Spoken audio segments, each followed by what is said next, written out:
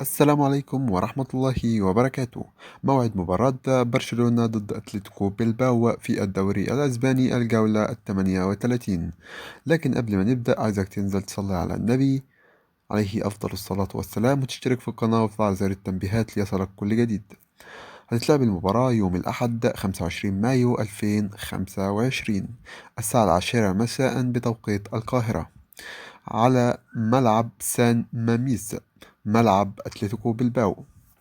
التشكيل المتوقع الذي سيبدأ به هانز فليك هذه المباراة ضد أتلتيك بلباو: 4-2-3-1. في خط الأمام ليفاندوسكي، يميل يامال، لوبيز، رافينيا. في الوسط جافي، بدري. في الدفاع غارسيا، كوبارسي، مارتينيز، مارتين.